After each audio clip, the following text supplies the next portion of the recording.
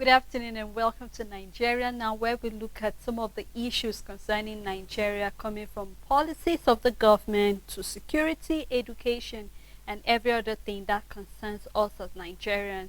I am Seda Elisha Dasham and I'll be doing the program with Rachel Tansey. Good afternoon. Good How you afternoon, doing, Sally. Rachel? I'm fine. How about you? I'm great, thank you so much. Now we have a number of things we would love to look at on the program. You can do well to join us live on Facebook and on YouTube, and then you drop your own comment and your views on any of these stories, or actually some of the matters we shall be dropping on the table before you this afternoon.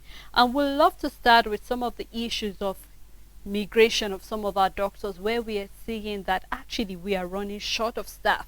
If you're going to look at it and look at generally the health sector, they tend to be, the number of doctors are dropping, and then we're seeing that about 4,000 doctors are actually planning to leave the shores of Nigeria, and that have resolved to some of the health practitioners actually discharging some of the patients in the hospital, Rachel. And you remember last week we looked at where the government was calling on lecturers to produce more doctors. And then we are waking up to another revelation where we're seeing that about 4,000 doctors are leaving the shores of Nigeria. And then same, we're having another revelation where we're having about 15 doctors have died in Lagos State. And if you actually look at some of the things, it's based on the workload is too much on them. Some of them are dying through stroke, stress, heart attack. You can mention a number of them. And then here we are having the fact that patients have to also be discharged. Not only are we having doctors leaving the shores of Nigeria, midwives are leaving, nurses are leaving, a number of health workers are also leaving as well. Now, these have called on the government of Nigeria. What are they planning to do to make sure that the remaining doctors we are having are being retained? Because it's one thing for you to actually produce more doctors from the tertiary institution, but it's another thing to make sure that these doctors stay back in the country. Of course, nobody is a stranger to Nigeria. We know what we're going through presently with the way the economy is hard. But then is the government doing something on its own level to make sure that the doctors we have in the country are staying back? Or we are seeing that even, let's even take a look at the allocation being given to the health sector. From there, Rachel, I think it should be a proper place for us to start to actually know if the government really is prioritizing the health sector as they are saying they will. Right now, at the point where we are concerning our health sector, anything or everything that the government tries to do is a recipe for disaster. It's not going to be well. The effect is dangerous. And I'll try to look at different angle of, if they do this, what will be the outcome? If they do this, what will be the outcome? So even if our universities are able to admit more students, we don't have the facilities for that number. You can't just go from 100 because you know your class can take 100 with the right tools, facility, equipment, laboratories can just take 100, and because there is a demand from the federal government, you take 200. Will it look like we have more doctors in school and about to graduate? Yes. But the effect is that we will be having half-baked doctors, and that's deadly, Sele. If you are going to count the number of people that have died out of wrong diagnosis, poor treatment, negligence by doctors and all of that, you will know that it means that ratio is going to increase. That percentage is going to increase if we're just going to admit more students because there's a need for more doctors regarding not putting into cognizance the fact that there is no enough space for all of these doctors.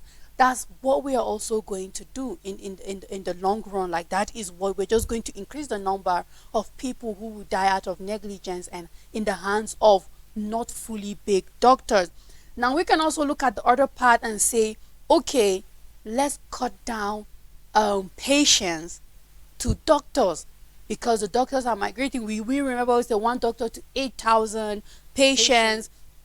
At some point having one doctor to 600. Okay, we say we cut it down. People are still going to die, Sarah. Because if you're cutting down patients in your hospital, it means somebody is going home and the basic care that the person is supposed to get, they won't get access to it. And that's already a death sentence for someone. If we are going to be realistic, it's already, we might say yes, it's okay. Doctors are suffering from brain drain, they are slumping. While it's solving another solution, it is another problem. It is another problem. And I want to believe that this is probably going on in the private sectors. Because at the private sectors, yes, in the government, exactly. And then it's only the private hospitals that will say, okay, we are no longer going for outpatients, that is patients that are not treated in the hospitals, and say, okay, we can no longer contain outpatients because we don't even have enough doctors in the hospital. Talk more of you going out there. And either way, when you cut these people, you're sentencing someone to their death, whether we like it or not. All right, what about bringing back the retired doctor, Sele? On contract. On contract. I don't want to be treated by a retired doctor. Why? Because medicine evolves. It's fast. Something new came out last month. Something new came out today. Yesterday, exactly. A new method of treatment, and everything keeps evolving really quick. So why would I want someone who has been out of touch a little bit to come and start treating me or diagnosing me or giving me the care I need? I need someone who has been all hands on deck. The more we go around these things, you find out that there's just no medicine for this. Like, the solution is already, and it's not even medicine after death. It will work because everything, in as much as, okay, which one is better, there's always an effect to it. There's no way, there's no beating around the bush that will not come into a situation where none is. But I keep saying it, we have one solution. What are we doing to retain these doctors from going? Are you ready to pay them their hazard allowance? Are you ready to review their minimum wages? Because that is the only reason they will not go. Because there's someone that wouldn't want to go, but he's seeing the brain drain and he's seeing the income is not worth it, and have to pack their bags, sign their papers, and go to whatever hospital in Europe or in America that needs their services. But imagine if somebody is waking up tomorrow and seeing that, these allowances that our medical doctors have been fighting for has been put in place. Their salaries have been reviewed. January 2024, it's going to be fully in place. Or let's leave it the second quarter, just like how there's going to be a review of in April. So this is what I believe the federal government needs to wake up and do with immediate effect. Because any other thing is just not going to solve the problem we have now. This is the solution. Why are they living in the first place?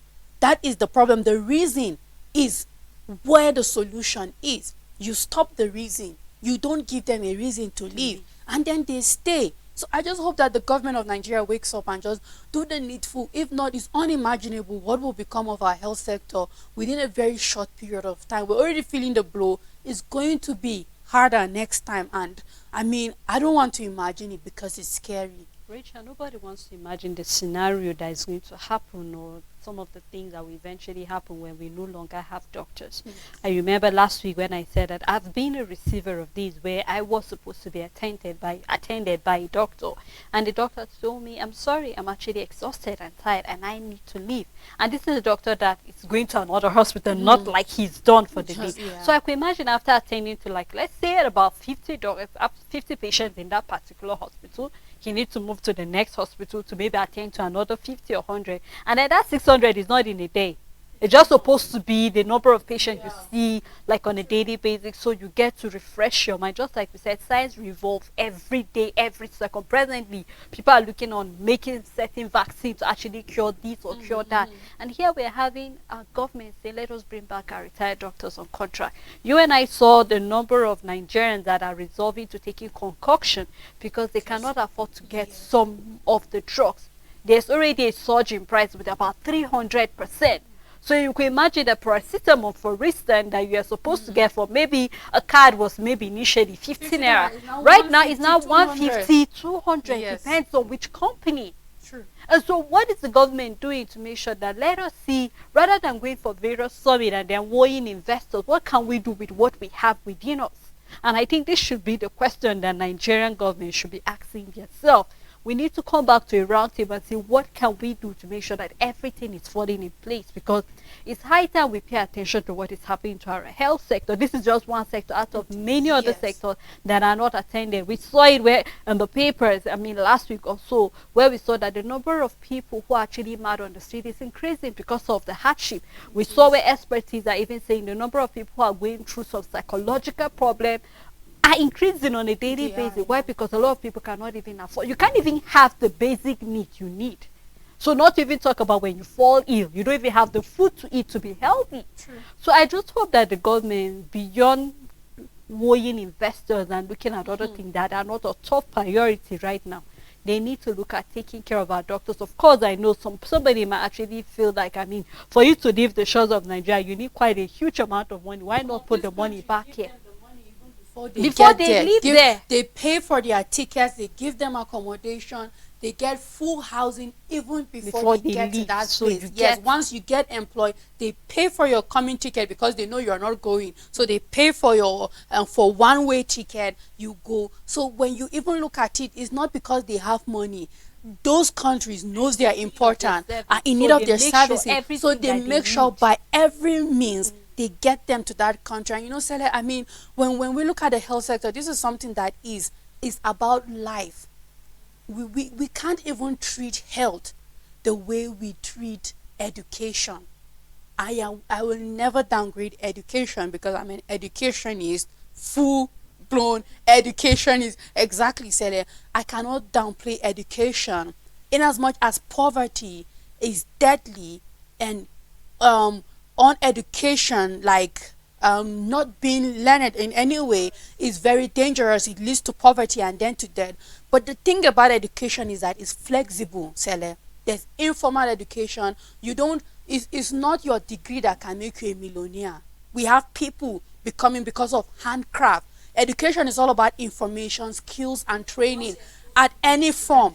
Actually Exactly. sort yourself out. True. But when it comes to medicine, Sele, there's no cutting corners. And why I have to say this is because if we are getting to the point where, because people can't access drugs in the pharmacy because it's expensive, and people are thinking of concussions, is very soon people will start looking for cheap surgery. And you That is know where- what that you means. remember when we talked Sele. about the whole organ harvesting and all of that, Exactly, Richard, that because is where we're people moving. are mindful of, okay, I heard of a hospital, oh, the man is good, he will do this surgery for you at 15,000. But I know other hospital is 25,000. Others have gone to him and have said he is good, though, at 15,000.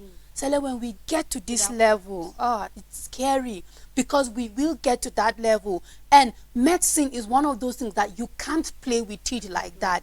You cannot play with it like that, because people will have to, will by all means start finding solutions somewhere else, not knowing that they're just going into a death trap. So I mean, the government have to wake up. You can't treat health like any other thing. You can't. And I just hope that we have people in positions, in Minister of Health, the presidency, everybody, our MDAs that are into to get under the Ministry of Health. Let them do something about it, because if not, where we are heading towards is very deadly in regard to health. Yes. Well, just like we're scared of having quack doctors, we hope that our government will actually do something. Now, still talking about responsibility, Rachel. Our president left the shores of Nigeria last week, we will remember, to attend the COP28 in Dubai. And it's, of course, it's supposed to be a thing of joy, because we remember the last time talking about the lifting of the ban for Nigerians going to Dubai. And then we saw, after having one or two talks, and then finally the president is there. So, of course, not just is he there, but he's there also to warn investors, as usual, to get different presidency. Now we're seeing that Nigerians are frowning at the number of delegates that went for that summit with him. We're having about 1,411 delegates. Of course, the presidency have gave their own part of the story, saying that not all of those delegates were being sponsored by the government. I think those who were sponsored by the government were about 590 of them, which of course is still a lot of number, because compared with the number of delegates that went for COP 27 last year in Egypt, we had just about 5 delegates. I mean, the president and a few ministers that were actually being related. And we know that last year was climate. The same thing is being the focus of concern here. And we're seeing that there are even countries that did not attend that COP28. Why? Because they said they are going through a lot of hardship. A lot of people are giving an example, that of the president of Malawi. He is not there, Rachel. He said there's a lot of hardship, and so as it is presently, nobody's leaving the shores of that country until things are being fixed. And here we are having Nigeria, where we are struggling. We are crawling to see that our economy is thriving. Then we are having this number of people. And then when you look at some of the people who actually attend there, you ask questions such as, they have no business whatsoever to be there. Are we just having people going there just because, okay, finally we'll get to be in Dubai again after a long period of time? Or why are we having certain ministries that do not have any business whatsoever to be in Dubai at a time like this, when Nigeria is going through a lot of hardship? Nigerians are opportunists, so I'm not surprised we have over 1,411 people going, and I don't believe the whole number of 590 is way above that coming from the federal government. And this is the simple thing: climate change is very new in Africa and Nigeria. Precisely, we have Europe, America, all leading economies and power into climate change for long, because they've been having the impact of it for a very long period of time. Whereas we've been having impact of climate change not as bad, because sometimes we do have the rainy seasons not coming as it should, lasting really short, and therefore farmers do complain. This is all climate change. However, we do not face the challenge of hurricanes, we do not face the challenge of tsunamis, we do not face the challenge of earthquake. Yes, these are all climate activities that happen one way or the other. We do not have volcanoes erupting and all of that. So climate change has been very, very new to this country. And what that means is that we have very few NGOs or agencies that are not related to the government into climate change. That is for a fact. We have very few. So even if we have these few maybe non-governmental organizations or NGOs that are not related directly to the government sponsoring their officials to climate change summit for this year, there will be few. So the government, even if it is 200, Sele, is plenty. 100 is plenty. This is something that the aim is not for it to stop there. It is a summit, just like we have the G20 and all of that. Even if nobody goes for this summit, if we want to be a part of climate change, because the thing is that it goes to region, like we might start having the impact of certain things because, okay, it is moving. That's the, I don't know how to put the word, but the climate change kinds of move. It just like the earth rotates, it just keeps shifting places, and then maybe certain things we think we are not prone to, we might begin to see ourselves facing such a disaster. We are seeing the flood, for example. This is climate change. It might be worse if we put the right things in place, or we might not be. Now, whether we go for COP28 or not, we've seen funds coming to Nigeria in climate change, because this is a continuous thing. Exactly, Sele. So we don't need 500, we don't even need 10. The president, 1, 2, 3, 5 maybe people and more.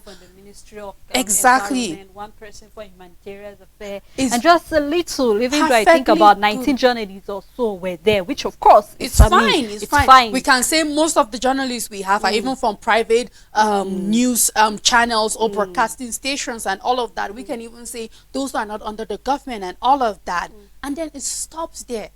Any number above 10 from the federal government, can get access to whatever was being discussed there online, and then exactly, you get to apply. That is the point. You get to meet, make deals and all of that off and on season, whether at the conference or at the summit or not. So they have no excuse whatsoever, because if you see how much is the cost of flight ticket as it is now, Sele, to an individual, to or fro, how much is feeding, how much is accommodation, looking at our exchange rate as it is now, we're running into almost billions just for flight alone, Sele. Not to talk Billions, about other yes, of expenses. naira aside just for flight ticket for all of these numbers of delegates. We're running to almost 1 billion when you cost the flight ticket going and for a round trip, and then we can't even talk about feeding and accommodation because it will still be from the pocket Rachel, of the let federal us know government. that they're going to be spending 13 days. Exactly. They will be spending 30 days, That's and a then lot of things. just imagine the money will have actually been used to help somebody down in not Adamawa or seeing Taraba that was being palliatives. affected by the flood. Let's just say we'll Yes. be using this money to actually help maybe make wider roads. I mean, let's just have more drainages, things that can Some actually people help haven't gotten their palliative for till flood date. areas. Rachel, have you for gotten? flood areas, Sele? These were given since for those that had lost their properties during the flood and Yeah, people that like had to those leave. in Benue They were and given the likes of palliative it. and they have not seen it yet. And yet you go for a summit that you could have used that money to give those people palliative, and you're talking about climate change, and then you wonder, do we really want to grow in this country, Sele? I mean, Richard, honestly, we can keep talking and talking, Yes. but just like we say, it is our responsibility It to is. make sure that our governments are on their toe to do the right thing by the people. And a lot of people have said this is where we're supposed to be having labor talking. These are part Yes. of the thing labor This- should be talking it is about. part of the These are the things they should time be where we talking are about. hoping, a lot of people say this is not only a jamboree, but then what was lacking there was maybe a should be Perhaps. because perhaps a lot of people have gotten to that point, but the way Nigerians tend to make joke and laugh out of We, very serious issue. But we hope that the government will actually realize that these are taxpayers' money you're using, is. and I hope that they realize that it's high time they do right by the people, because maybe it looks somehow like see we're having bad followership. Nobody's holding them accountable, and that is why we have our government Yeah. spending and doing what they feel like doing, and then it looks as if the people do not matter whatsoever. Well, Rachel, we hope that we see our government We hope taking so, the right Sele. step forward. Yeah. Thank you so much for doing You're the program welcome. with me. Thank you. And thank you so much to our viewers and supporters at home for keeping the day with us again on this program. Until we come your way again tomorrow, do have a blessed afternoon ahead.